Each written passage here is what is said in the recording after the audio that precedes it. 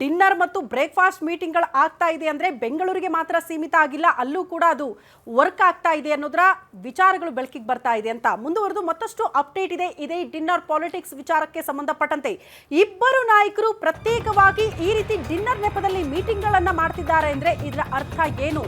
DK Shivakumar dinner meeting ಅಲ್ಲಿ ದೆಹಲಿ ಬುಲಾವ್ ಬಗ್ಗೆ ಚರ್ಚೆ ಆಗಿದೆ ಅಂತೆ. ಡಿನ್ನರ್ ಮೀಟಿಂಗ್ ನ ಇನ್ಸೈಡ್ ಮಾಹಿತಿನ ಗ್ಯಾರಂಟಿ ನ್ಯೂಸ್ ನಿಮ್ಮ ಮುಂದೆ ಇಡ್ತಾ ಇದೆ. ಅಧಿವೇಶನದ ಬಳಿಕ ದೆಹಲಿ ಬುಲಾವ್ ಬಂದೇ ಬಿಡುತ್ತಾ?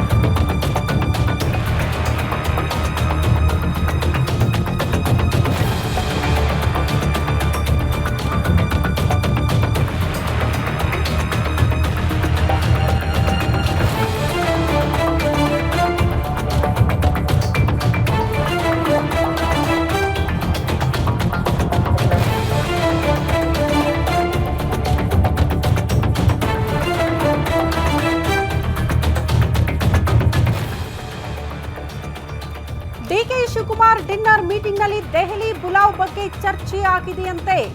ಹಾಗಾದ್ರೆ ಮುಂದಿನ ನಡೆ ಏನಿರಬೇಕು ಅನ್ನೋದ್ರ ಬಗ್ಗೆ ಆಪ್ತರಿಂದ ಸಲಹೆ ಪಡೆದುಕೊಂಡಂಗೆ ಕಾಣಿಸುತ್ತೆ. ಅಧಿವೇಶನದ ಬಳಿಕ ದೆಹಲಿಗೆ ಬುಲಾವ್ ಬರುತ್ತೆ ಅಂತ ಕಾಯ್ತಿದ್ದಾರೆ. ಫೋನ್ ಬರಬಹುದು ಅನ್ನೋ ವಿಶ್ವಾಸದಲ್ಲಿ ಡಿಕೆ ಶಿವಕುಮಾರ್ ಅವರ ಆಪ್ತ ಬಳಗ ಇದೆಯಂತೆ. ಯಾವ ಕ್ಷಣಕ್ಕಾದ್ರೂ ದೆಹಲಿಯಿಂದ ಬುಲಾವ್ ಬರಬಹುದು ಅಂತ ಪದೇ ಪದೇ ಸಿಎಂ ಹೇಳಿಕೆ ಕೊಡ್ತಾ ಇದ್ದ ಯತೀಂದ್ರ ಸಿದ್ದರಾಮಯ್ಯ ಅದರ ಬಗ್ಗೆ ಕೂಡ ಮೋಸ್ಟ್ಲಿ ಚರ್ಚೆ ಆದಂಗೆ ಕಾಣಿಸುತ್ತೆ. ಯತೀಂದ್ರ ಹೇಳಿಕೆ ಬೆನ್ನಲ್ಲೇ DK Shivakumar team full alert ಆಗಿದೆಯಂತೆ. ಈ ವಿಚಾರಕ್ಕೆ ಸಂಬಂಧಪಟ್ಟಂತೆ ಡಿಕೆ ಶಿವಕುಮಾರ್ ಎದುರು ಪಟ್ಟು ಹಿಡಿದು ಕೂತ್ಕೊಂಡಿದ್ದಾರಂತೆ ಆಪ್ತರು. ಯಾವುದೇ ಕಾರಣಕ್ಕೂ ಕೊಂಪ್ರು ಆಗಬೇಡಿ, ಸಿಎಂ ಕುರ್ಚಿಯನ್ನ ಗಿಟ್ಟಿಸಿಕೊಳ್ಳಿ ಅಂತ. ಜನವರಿಯ ಡೆಡ್ ಲೈನ್, ಸಂಕ್ರಾಂತಿಗೆ ಶುಭ ಸುದ್ದಿ ಕೊಡಿ ಅಂತ ಪಟ್ಟು ಹಿಡಿದಿದ್ದಾರೆ ಡಿಕೆ ಶಿವಕುಮಾರ್ ಆಪ್ತ ಬಳಗದವರು. ಡಿಸೆಂಬರ್ 19ರ ಬಳಿಕ ದೆಹಲಿಯಲ್ಲಿ ಠಿಕಾಣಿ ಹಾಕುವುದಕ್ಕೆ ಸಜ್ಜಾಗ್ತಿದ್ದಾರಂತೆ ಆಪ್ತ ಬಳಗದಲ್ಲಿದ್ದಂತಹ ಶಾಸಕರು, ಸಚಿವರು. ಸಿದ್ದರಾಮಯ್ಯನವರೇ ಪೂರ್ಣಾವಧಿ ಸಿಎಂ ಕುರ್ಚಿ ಖಾಲಿ ಇಲ್ಲ, ಹೈಕಮಾಂಡ್ ಮನಸ್ಸು ಮಾಡ್ತಾ ಇಲ್ಲ ಸಿದ್ದರಾಮಯ್ಯನವ್ರನ್ನ ಕೆಳಗಿಳಿಸೋದಕ್ಕೆ ಅಂತ ಪದೇ ಪದೇ ಯತೀಂದ್ರ ಸಿದ್ದರಾಮಯ್ಯ ಕೊಡ್ತಾ ಇರುವಂತಹ ಸ್ಟೇಟ್ಮೆಂಟ್ ಡಿಕೆ ಶಿವಕುಮಾರ್ ಅವರ ಆಪ್ತ ಬಳಗದಲ್ಲಿದ್ದ ಕೆಲವರಿಗೆ ಅಸಮಾಧಾನ ತರಿಸಿದೆ ಅಂತ. ಹಾಗಾಗಿ ನೀವು ಸುಮ್ಮನಿರಬೇಡಿ, ಜನವರಿ ಹೊತ್ತಿಗೆ ಒಂದು ಡೆಡ್ ಲೈನ್ ಕೊಟ್ಬಿಡಿ, ಆ ಹೊತ್ತಿಗೆ ನೀವು ಸಿಎಂ ಕುರ್ಚಿಯಲ್ಲಿ ಕೂತ್ಕೊಳ್ಳಲೇಬೇಕು ಅಂತ ಪಟ್ಟು ಹಿಡಿದಿದ್ದಾರೆ, ಹಠ ಮಾಡ್ತಿದ್ದಾರೆ, ಒತ್ತಡ ಹಾಕ್ತಿದ್ದಾರೆ. ಇದೇ ಡಿನ್ನರ್ ಮೀಟಿಂಗ್ ನಲ್ಲಿ ಆ ಎಲ್ಲಾ ವಿಚಾರಗಳು ಕೂಡ ಚರ್ಚೆ ಆಗಿದೆ ಅನ್ನೋದ್ರ ಡೀಟೇಲ್ ಸಿಗ್ತಾ ಇದೆ. ಇಲ್ಲಿ ಚರ್ಚೆ ಆಗಿದೆ ಅಂದ್ರೆ ಮೋಸ್ಟ್ಲಿ ಮತ್ತೊಂದು ರೀತಿಯ ಪರೇಡ್ ದೆಹಲಿ ಮಟ್ಟದಲ್ಲಿ ಡಿಕೆ ಶಿವಕುಮಾರ್ ಅವರ ಆಪ್ತ ಬಳಗದವರು ಮಾಡಬಹುದು ಅಧಿವೇಶನದ ನಂತರ ಅನ್ನೋದು ಬಹಳ ಸ್ಪಷ್ಟವಾಗಿ ನೋಡೋದಕ್ಕೆ ಸಿಗ್ತಾ ಇದೆ. ಗೊತ್ತಿಲ್ಲ ಹೈಕಮಾಂಡ್ನ ನಿರ್ಧಾರ, ನಿಲುವು ಏನಾಗಿರುತ್ತೆ ಈ ವಿಚಾರಕ್ಕೆ ಸಂಬಂಧಪಟ್ಟಂತೆ ಅಂತ. ಬಟ್ ತಾತ್ಕಾಲಿಕ ಬ್ರೇಕ್, ಕದನ ವಿರಾಮ ಅಂತ ಹೇಳ್ತಾ ಇದ್ವಲ್ಲ, ಅದಕ್ಕೆ ಪುಷ್ಟಿ ಕೊಡೋ ರೀತಿಯಲ್ಲಿ ಈ ಬೆಳವಣಿಗೆ ಕಾಣಿಸ್ತಾ ಇದೆ. ಇದು ಪೂರ್ಣ ವಿರಾಮ ಅಂತೂ ಅಲ್ವೇ ಅಲ್ಲ, ಕದನ ವಿರಾಮ ಅಷ್ಟೇ.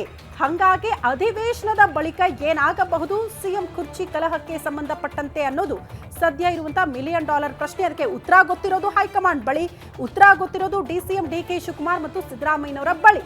ಹಾಗಾಗಿ ಒಂದಷ್ಟು ದಿನಗಳ ಕಾಲ ಹಗ್ಗ ಜಗ್ಗಾಟಗಳು ಈ ವಿಚಾರಕ್ಕೆ ಸಂಬಂಧಪಟ್ಟಂತೆ ನಡೀತಾ ಇದೆ ಅಂತ ಅನ್ಸುತ್ತೆ.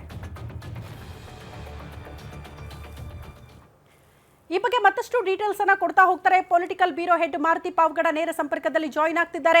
ಮಾರುತಿ, ಬೆಂಗಳೂರಿನಲ್ಲಿ ಬ್ರೇಕ್ಫಾಸ್ಟ್ ಮೀಟಿಂಗ್ ಮಾಡಿ ಒಗ್ಗಟ್ಟಾಗಿದ್ದೀವಿ, ವೈಮನಸ್ಸಿಲ್ಲ ಅನ್ನುವಂತ ಸಂದೇಶ ಕೊಟ್ಟಾಗ್ಲೂ ಕೂಡ ನಂಬಿಕೆ ಇರಲಿಲ್ಲ. ಇಲ್ಲ, ಇದು ಕದನ ವಿರಾಮ, ಪೂರ್ಣ ವಿರಾಮ ಅಂತೂ ಅಲ್ವೇ ಅಲ್ಲ ಅಂತ. ಅಧಿವೇಶನಕ್ಕೆ ಹೋಗಿ ಅಲ್ಲೂ ಕೂಡ ಡಿನ್ನರ್ ನೆಪದಲ್ಲಿ ಮೀಟಿಂಗ್ ಮಾಡ್ತಾರೆ ಅಂದ್ರೆ ಏನರ್ಥ? ಈ ಮೀಟಿಂಗ್ ನಲ್ಲಿ ಏನ್ ಚರ್ಚೆ ಆಗಿದೆ, ಏನ್ ಬೆಳವಣಿಗೆ ನಿರೀಕ್ಷೆ ಮಾಡಬಹುದು ಇದರಿಂದ? ಕೃತಿ, ಬೆಂಗಳೂರಲ್ಲಿ ನಡೆದಂತಹ 2 ಬ್ರೇಕ್ಫಾಸ್ಟ್ ಮೀಟಿಂಗ್ಗಳಲ್ಲಿ ತಮ್ಮ ನಡುವೆ ಆ ರೀತಿಯಾದಂತಹ ಯಾವುದೇ ಸಮಸ್ಯೆಗಳು ಕೂಡ ಇಲ್ಲ, ನಾವೆಲ್ಲ ಒಗ್ಗಟ್ಟಾಗಿದ್ದೀವಿ ಅನ್ನುವಂತ ಒಂದು ಸಂದೇಶವನ್ನ ರವಾನೆ ಮಾಡುವಂತ ಒಂದು ಪ್ರಯತ್ನವನ್ನ ಮುಖ್ಯಮಂತ್ರಿ ಸಿದ್ದರಾಮಯ್ಯ ಹಾಗೂ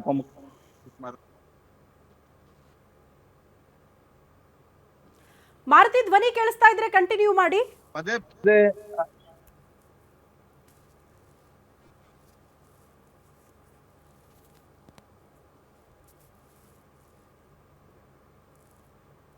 ಹೇಳಿಕೆಗಳು ಡಿ ಕೆ ಶಿವಕುಮಾರ್ ಅವರ ಬಣವನ್ನ ಒಂದಷ್ಟು ನಿದ್ದೆಗೆಡಿಸಿರುವಂತದ್ದು ನಿಜ. ಪ್ರತಿದಿನವೂ ಕೂಡ ಯತೀಂದ್ರ ಸಿದ್ದರಾಮಯ್ಯ ಅವರು ತಮ್ಮ ತಂದೆಯ ಪರವಾಗಿ ಬ್ಯಾಟಿಂಗ್ ಅನ್ನ ಮಾಡ್ತಾ ಇದ್ದಾರೆ. ಪೂರ್ಣಾವಧಿಗೆ ಸಿದ್ದರಾಮಯ್ಯ ಅವರೇ ಸಿಎಂ ಆಗಿ ಮುಂದುವರಿತಾರೆ ಅನ್ನುವಂತ ಒಂದು ಹೇಳಿಕೆಯನ್ನ ಕೊಡ್ತಿರೋದ್ರಿಂದ ಸಹಜವಾಗಿ ಬಹಿರಂಗವಾಗಿ ಈ ಹೇಳಿಕೆಯನ್ನ ಡಿ ಕೆ ಶಿವಕುಮಾರ್ ಅವರ ಬಣದ ಹಲವು ಶಾಸಕರು ಆಕ್ಷೇಪವನ್ನು ವ್ಯಕ್ತಪಡಿಸಿದ್ರು, ಅಸಮಾಧಾನವನ್ನು ವ್ಯಕ್ತಪಡಿಸಿದ್ರು. ಇಕ್ಬಾಲ್ ಹುಸೇನ್ ಆಗಿರ್ಬೋದು, ಬಸವರಾಜ್ ಆಗಿರ್ಬೋದು, ಅದೇ ರೀತಿ ಕುಣಿಗಲ್ ರಂಗನಾಥ್ ಆಗಿರ್ಬೋದು, ಹಲವು ಶಾಸಕರು ಇದು ಬಹಿರಂಗವಾಗಿ ಇಷ್ಟೇ ಜನ ಆಕ್ಷೇಪವನ್ನು ವ್ಯಕ್ತಪಡಿಸಿದ್ರು ಕೂಡ ಆಂತರಿಕವಾಗಿ ವಿಧಾನಸಭೆಯ ಮೊಗಸಾಲೆಯಲ್ಲಿ ಬಹಳಷ್ಟು ಜನರು ಅಧಿವೇಶನದ ಸಂದರ್ಭದಲ್ಲಿ ಈ ಎಲ್ಲ ಹೇಳಿಕೆಗಳು ಬೇಕಾ ಅಂತ ನಾವು ಹೇಳಿಕೆ ಕೊಟ್ರೆ ಅದು ಬೇರೆ ರೀತಿಯಾಗಿ ಅರ್ಥವನ್ನ ಮಾಡ್ತಾರೆ. ಆದ್ರೆ ಯತೀಂದ್ರ ಅವರೇ ಈ ರೀತಿಯಾಗಿ ಹೇಳಿಕೆಗಳನ್ನ ಕೊಡುವಂತದ್ದು ಎಷ್ಟು ಮಟ್ಟಿಗೆ ಸರಿ ಅನ್ನುವಂತ ಒಂದು ಪ್ರಶ್ನೆಗಳನ್ನ ಇಡ್ತಾ ಇರುವಂತದ್ದು. ಆದ್ರೆ ಇದ್ರ ಬಗ್ಗೆ ಸಿದ್ದರಾಮಯ್ಯ ಅವರ ಟೀಮ್ ಅಲ್ಲಿ ಬೇರೆ ರೀತಿಯಾಗಿ ಚರ್ಚೆ ಆಗ್ತಿದೆ. ವಿಪಕ್ಷಗಳನ್ನ ಇಶ್ಯೂ ಡೈವರ್ಟ್ ಮಾಡುವ ಸಲುವಾಗಿ ಯತೀಂದ್ರ ಸಿದ್ದರಾಮಯ್ಯ ಅವರು ಈ ಹೇಳಿಕೆಯನ್ನ ಪದೇ ಪದೇ ಪುನರುಚ್ಚಾರ ಮಾಡ್ತಿದ್ದಾರೆ ಅಂತ. ಆದ್ರೆ ಯತೀಂದ್ರ ಅವರು ಏನೇ ವಿಪಕ್ಷಗಳ ಇಶ್ಯೂ ಡೈವರ್ಟ್ ಮಾಡಿದ್ರು ಕೂಡ ಡಿ ಕೆ ಶಿವಕುಮಾರ್ ಅವರ ಬಣದ ಒಂದು ಕಾನ್ಸಂಟ್ರೇಷನ್ ಏನಿದೆ ಅದನ್ನ ಡೈವರ್ಟ್ ಮಾಡೋದಕ್ಕೆ ಆಗ್ತಿಲ್ಲ. ಹೀಗಾಗಿ ನಿನ್ನೆ ನಡೆದಂತಹ ಏನು ಬಹಳಷ್ಟು ಆತುರವಾಗಿ ನಡೆದಂತಹ ಡಿನ್ನರ್ ಪೊಲಿಟಿಕ್ಸ್ ಅಲ್ಲೂ ಕೂಡ ಇದೇ ಸುದೀರ್ಘವಾಗಿ ಚರ್ಚೆ ಆಗಿದೆ. ನೀವು ನಿಮ್ಮ ಅವಧಿ ಬಂದಿದೆ, ಯಾಕೆ ನೀವು ಮೌನ ವಹಿಸ್ತಾ ಇದ್ದೀರಾ? ಯಾಕೆ ಹೈಕಮಾಂಡ್ ನಿಮ್ಮ ಪರವಾಗಿ ಮಾತಾಡ್ತಾ ಇಲ್ಲ? ಯಾಕೆ ಸುರ್ಜೇವಾಲ್ ಅವರು ಮೌನಕ್ಕೆ ಶರಣಾಗಿದ್ದಾರೆ?